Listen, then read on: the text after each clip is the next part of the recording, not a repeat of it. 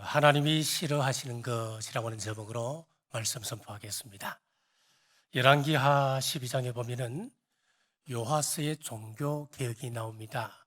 요아스 왕이 회파된 성전을 수리했습니다. 얼마나 귀한 일입니까? 얼마나 우리 하나님께서 기뻐하실 만한 일입니까? 굉장히 귀한 일을 했습니다. 그런데 이어서 나오는 말씀을 잘 한번 보셔야 됩니다. 어떤 말씀이냐면은 백성들은 여전히 산당에서 우상 숭배하였다라고 하는 말이 뒤이어 나오고 있습니다. 무슨 뜻이겠습니까? 요아스가 성전 수리하는 일, 귀하고 좋은 일이지만은 어쩌면 우리 하나님께서는 백성들이 우상 숭배하는 산당을 회파해 버리는 것, 그것을 더 좋게 이길 수 있다라고 생각되지 않습니까? 하나님이 싫어하시는 것 안 하는 것이 더 중요한 말씀이다. 저는 개인적으로 그렇게 받아들여집니다. 자, 이사야 1장 15절에 이런 말씀이 있습니다. 너희가 손을 펼 때에 내가 내 눈을 너희에게서 가리고 너희가 많이 기도할지라도 내가 듣지 아니하리니 이는 너희의 손에 피가 가득합니다. 16절입니다. 너희는 스스로 씻으며 스스로 깨끗하게 하여 내 목전에서 너희 악한 행실을 버리며 악행을 그치고 기도하기 전에 먼저 하나님께서 싫어하시는 것 정리하라는 거예요. 죄 문제 해결하라고 하시는 겁니다. 이것이 이사야서 전체가 우리에게 주는 메시지입니다. 이사야 55장 7절도 마찬가지입니다. 악인은 그의 길을, 불의한 자는 그의 생각을 버리고 여호와께로 돌아오라. 우선순위가 분명하지요. 먼저 불의한 자는 그 생각을 버리라 그랬습니다. 그 다음에 여호와께 오라 그랬어요. 이사야 59장 1절 2절에도 똑같습니다. 여호와의 손이 짧아 구원하지 못하심도 아니요 귀가 둔하여 듣지 못하심도 아니라 오직 너희 죄악이 너희와 너희 하나님 사이를 갈라놓았고 너희 죄가 그의 얼굴을 가리어서 너희에게서 듣지 않으시게 함이니라. 지금 기도하는 것 중요하지만은 기도하는 것보다 더 중요한 것이 있다는 거예요. 그게 무엇입니까? 하나님을 기쁘시게 하려면 그것보다 하나님 싫어하는 것, 죄악을 먼저 해결하라, 그렇게 말씀합니다. 자, 부부 관계에도 그렇지 않습니까? 남편이나 아내가 아내를 기쁘게 하려면은 남편이나 아내가 좋아하는 일을 하는 것도 중요하겠지만은 더 중요한 것은 뭐라고 생각하십니까? 남편이나 아내가 싫어하는 것 안 하는 것이 더 중요한 겁니다. 자, 하나님이 싫어하는 것을 구체적으로 한번 보겠습니다. 첫째, 이기적 탐욕의 바탕을 둔 부동산 투기입니다. 8절입니다. 가옥에 가옥을 이으며 전토에 전토를 더하여 빈틈이 없도록 하고 이 땅 가운데서 홀로 거주하려 하는 자들은 화 있을진저. 탐욕으로 땅에 땅을 더하거나 가옥에 가옥을 더하는 것, 우리말로 하면 부동산 투기는 하나님이 싫어하신다는 말씀입니다. 오해하지는 마십시오. 성경은 집을 매매하고 사는 것, 이것 죄로 여기지 않습니다. 내 집 하나 마련하기 위하여 허리띠를 졸라매고 저축하며 앞날을 생각하며 하는 것, 그거 당연하죠. 하나님 싫어하시겠습니까? 분명히 가옥에 가옥을 더하는 것이라 그랬습니다. 땅에 땅을 더하는 것이라 그랬습니다. 집 욕심, 땅 욕심을 말합니다. 이 땅에서 자기 혼자 거주하는 사람인 것처럼 사들입니다. 이기적 욕심, 탐욕의 죄를 주님께서 싫어하신다는 말씀입니다. 우리가 생각하는 것보다도 하나님은 훨씬 더 세밀하십니다. 사회 정의, 토지 전문에 관하여서 참 구체적으로 나열하고 있습니다. 출애굽기 19장을 보면은 하나님께서 땅은 내 것이다 그랬습니다. 레위기 25장에 보면 희년이 나오는데 50년이 되면 그 땅은 원주인에게로 되돌려 주도록 했습니다. 레위기 25장 23절입니다. 토지를 영구히 팔지 말 것은 토지는 다 내 것임이니라. 너희는 거류민이요 동거하는 자로서 나와 함께 있느니라. 하나님은 땅 주인이시고 우리는 그 땅에 잠시 머물다 가는 거류민이다 그랬습니다. 돌스토이가 쓴 책 글 가운데 사람에게는 얼마만한 토지가 필요할까? 하는 단편 소설이 있습니다. 자, 러시아에 바흠이라고 하는 농부가 살고 있었습니다. 이 사람은 평생 농사만 짓던 사람이었는데 어느 날 이런 소식을 듣습니다. 소문을 듣습니다. 어떤 부자가 있는데 땅이 엄청 넓다는 거예요. 그 사람이 땅을 헐값에 판다는 그런 소문을 듣고 찾아갔습니다. 찾아갔더니 여기서 출발하여 돌아올 때까지 밟는 땅은 당신에게 다 주겠다는 겁니다. 그런데 단 하나 조건이 있습니다. 해가 질 때까지 들어와야만 유효하지, 해가 지고 난 다음에 들어온다면 그것은 무효다, 그렇게 이야기했습니다. 바움은 걷기 시작했습니다. 가다가 돌아와야 되는데 돌아오지를 못합니다. 조금만 더 밟아야지. 그리고 뒤로 돌아보니까 자기가 지금까지 밟았던 그 넓은 땅들 가치없이 보이는 거예요. 앞으로 자기가 밟아야 할 땅, 자기 앞에 펼쳐져 있는 그 땅이 훨씬 더 비옥하고 탐스럽게 보였습니다. 포기할 수가 없었습니다. 해가 뉘엿뉘엿지기 시작합니다. 그제야 시간이 없음을 깨닫고 출발점을 향하여 죽을 힘을 다하여 달리기 시작했습니다. 마침 해가 지평선 아래로 스며들기 직전에 도착했습니다마는 바움은 그 자리에 꼬꾸라졌고 결국 지쳐 일어나지 못하다 숨을 거두고 말았습니다. 땅 주인은 바움을 안타깝게 이겨 땅을 파고 묻어주었습니다. 그리고 그 무덤을 향하여 다음과 같이 말했습니다. 사람에게는 얼마만큼의 땅이 필요할까? 그것이 바로 이 단편 소설의 제목입니다. 몇 년 전 수백 채 전세 사기를 벌인 빌라왕, 왜 그런 겁니까? 자기 욕심을 채우기 위하여 수많은 사람들의 피눈물을 흘리게 한 것 아니겠습니까? 하나님은 이런 것 싫어하신다 그랬습니다. 자, 둘째, 술 취함입니다. 11절입니다. 아침에 일찍 일어나 독주를 마시며 밤이 깊도록 포도주에 취하는 자들은 화 있을진저. 자, 누군가는 이렇게 얘기합니다. 제가 청년부 사역을 할 때 많은 질문을 받았던 질문 가운데 아마 탑 3 안에 들어갈 것 같아요. 어떤 질문이 나냐면, 아니 목사님, 성경에 술 취하지 말라 그랬지 술 마시지 말라 그랬어요. 그런 질문을 종종 했었습니다.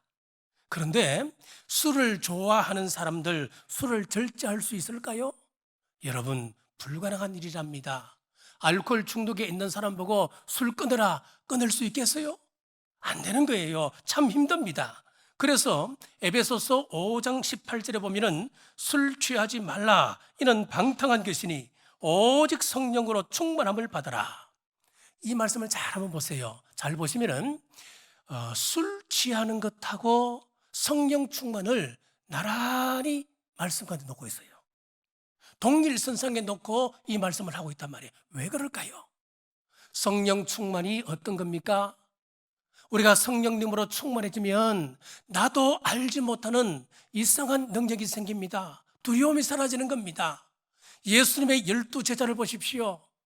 예수님 앞에서 다 도망갔던 사람들 비겁자 아니었습니까? 그런데 성령님으로 충만하니까 놀라운 일이 벌어졌습니다. 그렇게 비겁자들이 자기 생명을, 자기 목숨을 초계처럼 내던질 수 있었던 거예요. 성령 충만은 놀라운 겁니다. 자, 그러면은 이런 성령 충만하고 술 취함을 나란히 동일선상에 놓고 말씀하는 이유가 있습니다. 술 취함이 그만큼 무섭다 하는 것을 말씀하고 본 거예요.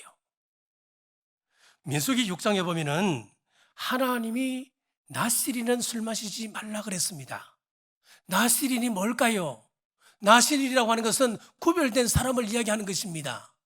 구별된 사람의 표징으로 무엇을 말씀하셨냐면은 술과 포도주와 독주를 마시지 말라고 하는 것이었습니다. 여러분, 우리 그리스도인들은 이 시대에 구별된 사람들이에요. 이 시대에 나시린을 할 수 있는 겁니다. 사도 바울이 고린도전서 10장 23절에서 모든 것이 가하나 모든 것이 유익한 것은 아니요 그랬습니다. 가하다, 그렇습니다. 우리는 모든 것을 다 할 수 있는 사람들이에요. 술도 마실 수 있습니다. 담배도 피울 수 있습니다. 그러나 이어서 나오는 말씀이 모든 것이 유익한 것은 아니다 그랬습니다. 신앙의 원리를 잘 정립을 하셔야 됩니다. 하나님께서 예수님을 믿는 사람들 마음속에 무엇을 두셨나니까 새로운 삶의 원리를 심어주셨습니다. 우리 마음에는 원죄라고 하는 그 뿌리가 깊이 내려져 있습니다. 우리가 예수님 품에 안기는 순간까지 이 문제는 해결할 수가 없습니다. 같이 가야 되는 겁니다. 그런데 우리 예수님께서 우리에게 무엇을 주셨냐니까 예수님을 영접하는 순간 새 생명의 뿌리도 함께 심어주셨다는 말씀이에요. 그래서 성경은 그것을 새 생명을 뭐라고 이야기하느냐? 새 성품이다, 그렇게 말씀합니다. 그러므로 우리는 선택해야 합니다. 살아가면서 옛 성품에 걸음과 물을 줄 것인지, 아니면 예수님께서 우리 마음속에 새롭게 심어주신 새 성품에 걸음과 물을 줄 것인지 순간순간 결정하셔야 됩니다. 담배 한 대 피운다고 지옥 가겠습니까? 지옥 가지 않습니다. 예수님을 영접한 사람은 지금 죽어도 천국 가는 겁니다. 그러나 담배를 피울수록 우리 안에 옛 뿌리를 더욱 싱싱하게 만들어주는 겁니다. 술 한 잔 마신다고 지옥 가겠습니까? 아니지요. 그러나 술을 마실수록 옛 뿌리에 기름을 주는 꼴이 되는 것입니다. 우리가 옛 뿌리에 물과 기름을 주며 믿음을 가졌다 할지라도 신명기 29장에 보면은 독초와 쑥을 열매로 거둔다, 그렇게 말씀하고 있습니다. 요즘은 중간에만 서 있어도 잘하는 것이다, 그런 이야기를 많이 듣습니다. 이런 말을 종종 듣지요. 세상에 너무 치우치지도 않고 교회에도 너무 치우치지도 않게 중간에 서 있고 싶다, 그런 이야기를 듣습니다. 신앙을 가지고 직장 생활하려고 하니까 많은 불이익이 있다는 겁니다. 그래서 실수하지 않는 선에서 내가 술도 한 잔씩 해야 진급도 수월하고 직장 생활도 원활해질 수 있다, 그렇게 말하는 겁니다. 그런데 여러분, 우리가 가운데 서 있으려면 어떻게 해야 하는지 아십니까? 이 세상은 날이 갈수록 더 악해집니다. 이 세상의 죄악의 물결은 쓰나미 수준입니다. 그렇기 때문에 우리가 가운데를 유지하려면 가만히 있어서는 안 되는 겁니다. 죽을 힘을 다하여 그 물결을 거슬러 헤엄쳐야 가운데라도 있을 수 있는 것입니다. 여러분, 살아있다고 하는 것은 무엇입니까? 살아있다고 하는 것은 물결을 거스를 수 있다는 이야기입니다. 아무리 거대한 고래라 할지라도 죽은 고래라 한다면 그 고래는 파도에 그냥 떠밀려 백사장에 널브러질 뿐입니다. 하지만 작은 송사리라 할지라도 그 송사리가 살아있다면 그 송사리는 물을 거슬러 올라갈 수 있는 겁니다. 우리 그리스도인들이 살아있다면 세상 흐름을 거스를 줄 알아야 정상이지 않겠습니까? 술자리가 왜 문제인가 하면은 12절에 이런 말씀이 있습니다. 그들이 연회에는 수금과 비파와 소고와 피리와 포도주를 갖추었어도, 자, 우리는 말로 치면은 노래방 기계에 갖다 놓고 또 그 다음에 온갖 고급 와인을 막 그냥 절비하게 사놓고, 자, 그런데 여호와께서 행하시는 일에 관심을 두지 아니하며 그의 손으로 하신 일을 보지 아니하는도다. 여러분, 정직하게 한번 마음으로 한번 대답해 보십시오. 여러분들이 술자리에 가면 하나님의 마음을 생각합니까? 여러분들이 술자리에 가서 즐기고 있을 때 우리 하나님을 생각하십니까? 아니지요. 하나님은 성령님께서 우리의 생각을 지배하길 원하시고 계시지 다른 것이 우리를 지배하는 것 원치 않으십니다. 하나님이 싫어하시는 것 끊어내 버리겠다 결단하는 은혜가 이 시간 있기를 주님의 이름으로 축복합니다. 셋째, 거짓말입니다. 18절과 20절을 묶어서 보겠습니다. 18절입니다. 거짓으로 끈을 삼아 죄악을 끌며 술의 줄로 함과 같이 죄악을 끄는 자는 화 있을진저. 사탄은 처음부터 큰 죄를 지으라고 유혹하지 않습니다. 작은 거짓말부터 시작하게끔 합니다. 거짓이 끈이 되어서 죄악을 이제는 내가 끌고 다닙니다. 그래서 한번 거짓말을 하게 되면 또 다른 거짓말, 또 다른 거짓말을 해야 하는 게 우리 아니겠습니까? 눈덩이처럼 커지는 것이 거짓말입니다. 사탄의 작은 유혹을 이기는 은혜가 있기를 주님의 이름으로 축복합니다. 20절입니다. 악을 선하다 하며 선을 악하다 하며 흑암으로 광명을 삼으며 광명으로 흑암을 삼으며 선 것으로 단 것을 삼으며 단 것으로 선 것을 삼는 자들은 화 있을진저. 사칙 연산을 한번 띄워봐 주시죠. 이게 사칙 연산인데요. 여기 보면은 간단한 공식입니다. 이거는 공식이고 원리고 그렇다면 이것은 진리입니다. 자, 여기 보시면은 플러스 곱하기 플러스는 플러스입니다. 마이너스 곱하기 마이너스도 플러스입니다. 플러스 곱하기 마이너스는 마이너스입니다. 마이너스 곱하기 마이너스 플러스도 마이너스입니다. 예, 이게 원리예요. 사칙 연산이에요. 중학교 들어가면 제일 먼저 배우는 게 이겁니다. 자, 그러면은 왜 사칙 연산을 제가 띄워놨냐면은 여기에다가 플러스는 옳은 것으로 대입을 하고 마이너스는 그런 것, 이것을 대입을 하는 거예요. 자, 한번 대입해 보겠습니다. 옳은 것을 옳다고 말하면 뭘까요? 옳은 것이 되는 거예요. 잘못된 것을 잘못되다 말하면요, 옳은 것입니다. 옳은 것을 그릇되다 말하면요, 틀린 겁니다. 자, 그런 것을 옳은 것이다 이야기하면요, 그것도 그런 것이에요. 여러분, 이게 진리입니다. 이게 법칙입니다. 자, 선지서를 읽어보시면은 우리 하나님께서 강조하시는 것은 두 가지입니다. 정의와 공의라고 하는 것입니다. 이 두 가지는 하나라도 없으면 그릇된 것입니다. 이 두 가지가 있어야 이것은 옳은 것이 되는 겁니다. 자, 16절 보십시오. 오직 만군의 여호와는 정의로우심으로 높임을 받으시며 거룩하신 하나님은 공의로우심으로 거룩하다 일컬음을 받으시리라. 여기 보니까 정의와 공의가 나옵니다. 아모스 5장 22절에서 24절입니다.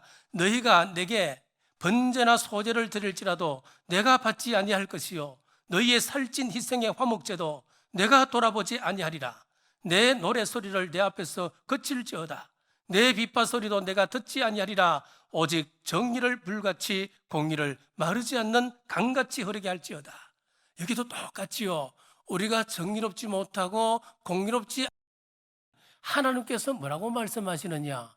우리가 정성을 다하여 올려드린다고 하는 이 예배조차도 하나님께서는 받지 않으시겠대요.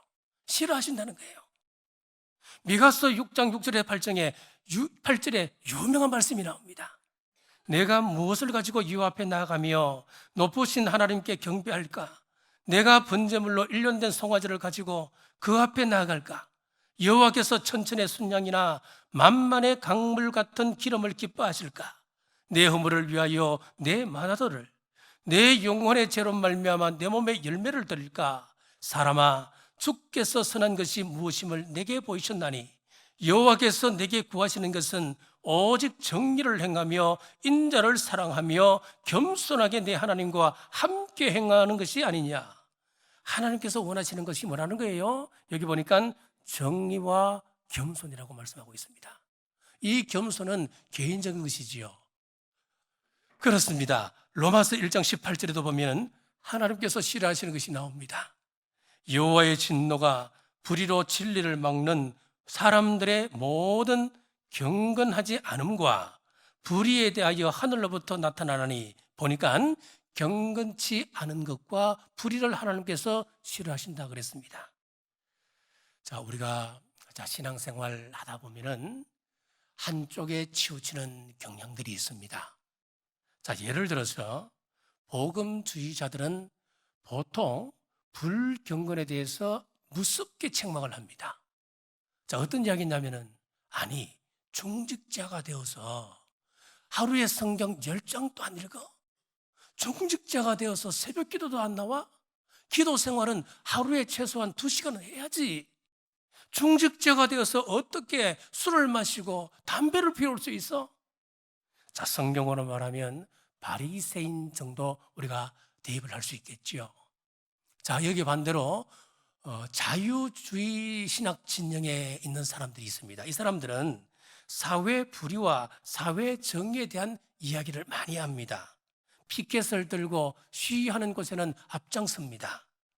예수님 당시로 이야기하면 분자라 할 수 있겠죠. 그러나 여러분, 성경은 어느 한쪽에 치우치지 않습니다. 한쪽만을 이야기하지 않습니다. 둘 다를 이야기하고 있습니다. 개인적으로 경건하지 않는 것도 하나님 싫어하시지만은 이 사회의 불의에 대해서도 하나님께서 싫어하신다는 거예요. 교회사 쪽으로 보면은 개인의 경건 운동도 있었고 구세군 같은 사회적 성결 운동도 분명 있었습니다. 웨슬리안 메소디스트 커넥션이라고 하는 재단이 있었는데 여기서 노예 해방 운동을 전개를 했습니다. 앞장섰습니다. 여기에 속한 분들은 굉장히 귀한 분들이었습니다. 사회적 불의를 하나님이 싫어하시는 것으로 알고 하나님 보시기에 흠없는 경건을 주장했습니다. 야고보서 1장 27절에서 이렇게 말씀합니다. 하나님 아버지 앞에서 정결하고 더러움이 없는 경건은, 성경에서 아주 분명하게 경건에 대한 정의를 내리고 있는 구절이 이 구절입니다. 하나님께서 말씀하시는 경건이 무엇일까요? 두 가지로 말씀하고 있습니다. 첫째는 곧 고아와 과부를 그 환난 중에 돌보고, 둘째 또 자기를 지켜 세속에 물들지 아니하는 그것이라. 공의와 정의입니다. 우리 남부교회는 이런 균형 잡힌 교회 되시기를 주님의 이름으로 축복합니다. 우리 남부에 속한 모든 성도님들은 공의와 정의, 이 두 가지가 균형을 이루는 그런 성도들 되시기를 주의 이름으로 축복합니다. 넷째는 교만입니다. 21절입니다. 스스로 지혜롭다 하며 스스로 명철하다는 자들은 와 있을진저. 이 시대를 자기 피할 시대라 이야기합니다. 혹 이런 생각을 하는 분 안 계신가요? 야, 내 참 똑똑하다. 어떻게 이런 생각을 하지? 자기 머리를 쓰다듬으면서 그렇게 이야기합니다. 나같이 생각하는 사람은 아마 몇 안 될걸? 야, 나는 탁월한 사람이야. 노골적으로는 안 해요. 은근히 드러내고 싶어 합니다. 자랑하는 것 불이겠습니까? 불의는 아니에요. 자신이 똑똑하다고 생각하는 것 불경건일까요? 그것도 아니에요. 그런데 우리 하나님께서 이런 생각을 싫어하신답니다. 주님은 거꾸로 나를 부인하라고 말씀합니다. 그러므로 우리는 말을 바꿔야 합니다. 하나님께서 주셨습니다. 하나님께서 이루어 주셨습니다. 하나님을 자랑해야 합니다. 영적 거성들 가운데는 하나님의 은혜를 체험한 후 나락으로 떨어지는 경우가 허다합니다. 교만을 다스리지 못했기 때문이었습니다. 나는 지혜롭고 명철한 사람이야, 대단한 사람이야. 그러나 사도 바울을 보십시오. 성경 역사상 사도 바울만큼 큰 하나님의 은혜를 체험한 사람이 드뭅니다. 어떤 은혜를 체험했습니까? 그는 고린도후서 12장에 보면은 삼청천까지 올라갔습니다. 몸 안에 있었는지 몸 밖에 있었는지 스스로 분간할 수 없었다, 그렇게 말합니다. 낙원에 가서 낙원을 보고 그는 들었던 사람이었습니다. 간혹 입신이라고 하는 영적 체험을 한 사람들이 있습니다. 이런 경험을 하고 나면 영적으로 굉장히 교만해져서 다른 사람을 우습게 보는 경향이 종종 있습니다. 영적으로 한참 아래라고 그렇게 생각을 한단 말이지요. 사도 바울은 삼청천에 올라갔습니다. 낙원을 보았습니다. 그러니 얼마나 우쭐우쭐해지겠습니까? 그래서 하나님은 사도 바울에게 사단의 가시를 붙여주셨습니다. 신명기 22장의 개념으로 보면은 난간을 두셨다, 이 말씀이에요. 바울이 교만해지려고 하면은 가시가 일어나서 콕콕 찔러댑니다. 겸손하게 만들어 주셨습니다. 육신의 가시와 육신의 난간이 사도 바울을 지켰습니다. 우리 또한 은혜 받은 이후에 겸손하게 말씀의 난간을 세우심으로 자신을 지켜나가시기를 주님의 이름으로 축복합니다. 말씀을 맺겠습니다. 평생 농사밖에 지을 줄 몰랐던 사람이 있었습니다. 그 땅에 공기업이 들어오면서 땅값이 올랐고 이 사람은 벼락부자가 되었습니다. 그러자 조강지처를 벌이고 동네 다방 아가씨들에게 대우받고 즐기다가 그만 꽃뱀을 만나서 폐가 망신했다고 하는 드라마의 보통 소재가 아니겠습니까? 한국이 가난하던 시절에는 마약이 별로 없었습니다. 그런데 요즘은 우리 생활이 부유하다 보니까 젊은이들 사이에서, 심지어 요즘은 학생들 사이에도 마약이 만연되어 있다고 합니다. 사람이 가난할 때는 죄를 지으려고 해도 돈이 없기 때문에 지을 수가 없습니다. 그런데 갑자기 큰 돈이 생겼을 때에 말씀의 기준이 없다면 그것은 큰 문제가 오게 되는 것입니다. 선이 있어야 됩니다. 경계가 있어야 되는 것입니다. 신명기 8장 18절에 보십시오. 내 하나님 여호와를 기억하라. 그가 내게 재물을 얻을 능력을 주셨음이라. 부자가 되면은 이 능력은 하나님께서 주신 것이라고 인정하고 살아가라, 그 말씀입니다. 디모데전서 6장 17절 18절에 내가 이 세대에서 부한 자들을 명하여 마음을 높이지 말고 정감이 없는 재물에 소망을 두지 말고 오직 우리에게 모든 것을 후히 주사 누리게 하시는 하나님께 두며 선을 행하고 선한 사업을 많이 하고 나누어 주기를 좋아하며 너그러운 자가 되게 하라. 하나님께서 복을 주셔서 내가 부자가 되었다 한다면 선한 사업을 위하여 많이 나누어라, 그렇게 말씀하고 있습니다. 영어로 죄를 흔히 신, 그렇게 얘기하지요. SIN입니다. 자, 그런데 신과 함께 많이 쓰여지는 그 죄에 대한 단어가 또 하나 있습니다. 트레스패스라고 하는 단어예요. 트레스패스. 이 단어의 뜻은 경계를 넘어간다, 그런 뜻이에요. 자, 그러면은 죄라고 하는 것이 분명해졌습니다. 무엇이 죄라고 하냐면은 경계를 넘어서는 것이 죄입니다. 선을 넘어가는 것, 그게 죄입니다, 여러분. 하나님은 우리 삶의 모든 영역에 경계선을 두셨어요. 선을 그어두셨어요. 이기적인 탐욕에 바탕을 둔 부동산 투기, 선을 그어두셨습니다. 술을 좋아하는 것, 선을 그어두셨습니다. 선을 악하다 하고 악을 선하다고 말하는 것, 선을 그으셨습니다. 자기를 드러내고 자기를 자랑하는 교만에 선을 그어두셨습니다. 사랑하는 여러분, 개인생활, 가정생활, 사회생활, 신앙생활에서 하나님이 싫어하시는 것 멀리 하셔서 신앙에 걸림돌이 없기를 주님의 이름으로 축복합니다. 기도하겠습니다. 이사야 선지자를 통하여 말씀하시는 하나님, 감사합니다. 이기적인 탐욕에 바탕을 둔 부동산 투기가 죄가 될 수 있다는 것을 미처 몰랐습니다. 내가 그루민에 불과하다는 것 아버지 잊지 않게 하옵소서. 늦게까지 술 취하는 삶을 살아가고 있다면 주님, 오늘 변화시켜 주옵소서. 선을 악하다, 악을 선하다 하는 거짓이 사라지게 하시고 내 속에 나를 드러내려고 하는 마음이 너무 많습니다. 하나님께 영광 돌리는 입술 되게 하옵소서. 다시 오실 예수님 이름으로 간절히 기도드리옵나이다. 아멘.